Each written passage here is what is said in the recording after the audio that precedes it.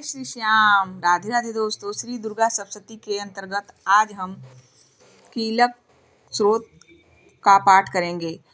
मार्कंडेय मुनि ने कहा, जिन आशुतोष भगवान शिव का विशुद्ध ज्ञान ही शरीर रूप है, जिनके तीनों नेत्र तीनों वेदों के समान हैं, जिन्होंने अपने मस्तक पर अर्धचंद्र धारण कर रखा है तथा संपूर्ण कल्याण के कारणभूत हैं, ऐसे भगवान शिव की मैं वंदना करता हूँ। यह कीलक सप्तशती पाठकर्ता के लिए सप्तशती मंत्रों के अलंकृत भूत रूप में है।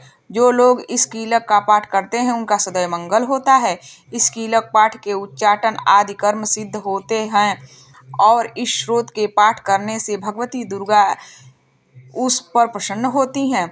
उच्चाटन आदि कर्मों की सिद्धि तथा भीषण व्याधि विनाश के निमित्त यंत्र मंत्र तंत्रादि कार्यों तथा व्याधि मुक्ति के लिए रसायनादि औषधियों की आवश्यकता पड़ती है, परंतु इस कीलक के पाठ मात्र से ही बिना तंत्र मंत्र तथा औषधियों के ही उच्चाटनादि क्रिया उत्पन्न होती हैं तथा संपूर्ण रोगों का नाश होता है। जहाँ अन्य मंत्रों के जपादि से जो फल प्राप्त होती है, वहीं केवल दुर्गा सप्तशती के पाठ मात्र से ही समस्त सिद्धियां उपलब्ध होती हैं। अब आप ही विचार कीजिए कि इन दोनों में कौन सर्वश्रेष्ठ है।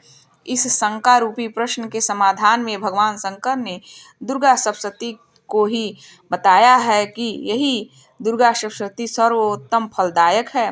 दुर्गा सप्तशती के पाठ मात्र से ही पाठक के पुण्य की अक्षय वृद्धि होती है। ऐसा देखकर भगवान शंकर ने दुर्गा सप्तशती को गुप्त रखा, अर्थात सप्तशती के समस्त मंत्रों को कीलित कर दिया। जो व्यक्ति कृष्ण पक्ष की चतुर्थी तथा अष्टमी को स्थिर चित्त से दुर्गा सप्तशती का पाठ करता है, उसका निसंदेह रूप में मंगल होता है। जो लोग अपना संपूर्ण द्रव्य दुर्गा देवी को अर्पित कर प्रसाद रूप में उस धन का उपयोग करते हैं, भगवती निश्चय ही उन लोगों पर प्रसन्न होती हैं, क्योंकि सप्तशती के पाठ को शिव जी ने कीलित कर रखा है। जो लोग अपने कीलक पाठ करके तत्पश्चात सप्तशती का पाठ करते हैं, वे अनंत काल में सिद्धि देवी के पार्षद और गंधर्व योनि को प्राप्त होते हैं। सर्वत्र भ्रमण करते रहने पर भी जो उन्हें कभी किसी प्रकार का भय नहीं होता, उनकी अकाल मृत्यु भी नहीं होती तथा अंत में वे मोक्ष पद से अधिकारी होते हैं। इस कीलक को समझकर तथा उसका परिहार करने के पश्चात ही दुर्गा सप्तशती का पाठ करना उचित है। इस कीलक के रहस्य को न जानकर जो व्यक्ति समस्त सप्तशती का पाठ करता है, उसका अनिष्ट होता है। भगवती की कृपा से ही नारियों को सौभाग्य और संतान सुख की उपलब्धि होती है। इस हेतु इस सप्तशती का पाठ करना आवश्यक है। इस स्रोत का पाठ मंद स्वर में करने से संपूर्ण सिद्धियों की प्राप्ति होती है। अतएव सर्वप्रथम कीलक पाठ करके ही सप्तशती का पाठ करना उचित है।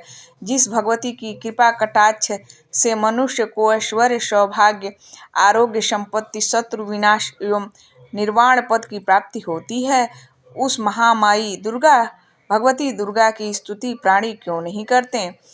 इति कीलक स्तोत्र समाप्त।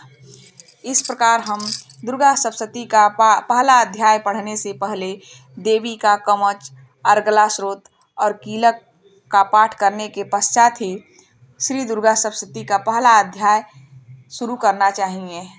धन्यवाद।